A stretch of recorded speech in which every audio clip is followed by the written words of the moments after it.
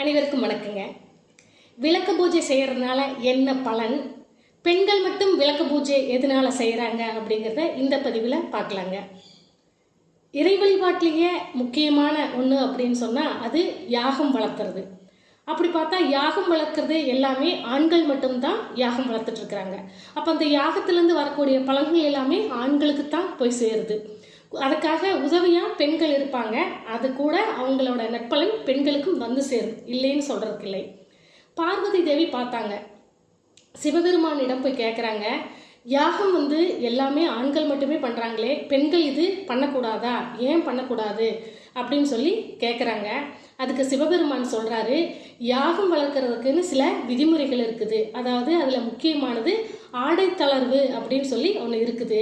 அதாவது ஆண்கள் மேல் சட்டை போடாமல் யாகம் வளர்க்குறத நாம் பார்த்துருப்போம். அது மட்டும் இல்லாமல் காடுகளில் பார்த்தீங்கன்னா யாகம் வளர்த்துறவங்க வெறும் கோமணம் மட்டும் கட்டிட்டு யாகம் வளர்த்துவாங்க. அப்படி ஆடைத்தளர்வோட யாகம் வளர்த்துறது தான் அதுக்குரிய சிறப்பு. அதை பெண்கள் பண்ண முடியாது அப்படிங்கிறனால தான் ஆண்கள் மட்டும் பண்ணுறாங்க அப்படின்னு சொல்லி சிவபெருமான் சொல்கிறாங்க. பார்வதி தேவிக்கு இது சமாதானம் ஆகலை. எப்படி உங்களில் பாதி எனக்கு கொடுத்துருக்குறீங்க இல்லைங்களா, சிவபெருமானில் பாதியை பார்வதி தேவிக்கு கொடுத்துருக்கிறாரு. அப்போது இதில் எல்லாத்துலேயுமே சம உரிமை பெண்களுக்கு வேணுமில்ல அப்படின்னு சொல்லிட்டு பார்வதி தேவி சிவபெருமானிடம் சண்டை போடுறாங்க. இன்றைக்கெல்லாம் பெண்கள் உரிமைக்காக போராடுறது, சண்டை போடுறதெல்லாம் பெரிய விஷயம் இல்லை. புராண காலங்களிலேயே பெண்களுக்காக ஒரு பெண் தெய்வமே போராடி சிவபெருமானிடம் போராடி இருக்கிறாங்க. அப்போ சிவபெருமான் சொல்கிறாரு, இப்போ உனக்கு என்ன, யாகம் வளர்த்த பலன் பெண்களுக்கும் வரணும், அப்படி தானே, அவ்வளவு தானே, உனக்கு அந்த பலன் தர்றேன். திருவிளக்கு பூஜை செஞ்சால் அந்த யாகம் வளர்த்த பலன் பெண்களுக்கு வந்து சேரும் அப்படின்னு சிவபெருமான் சொல்கிறாரு. அதாவது இறைவனை வழிபடுறதுக்காக தீபம் ஏற்றணும் இல்லைங்களா, அந்த தீபத்தையே நீங்கள் வழிபடுங்க, உங்களுக்கு யாகம் வளர்த்த பலன் நான் தருகிறேன் அப்படின்னு சொல்லிட்டு சிவபெருமான் அருள் புரிகிறாரு. அப்போது எல்லா இடத்துலையும் இருளாக இருக்கிற இடத்தையெல்லாம் ஒளியேற்றக்கூடியது விளக்கு, தீபம். அப்போது நம்ம அக இருள் புற இருள் எல்லாத்தையுமே ஞானத்தை கொடுக்கக்கூடியது.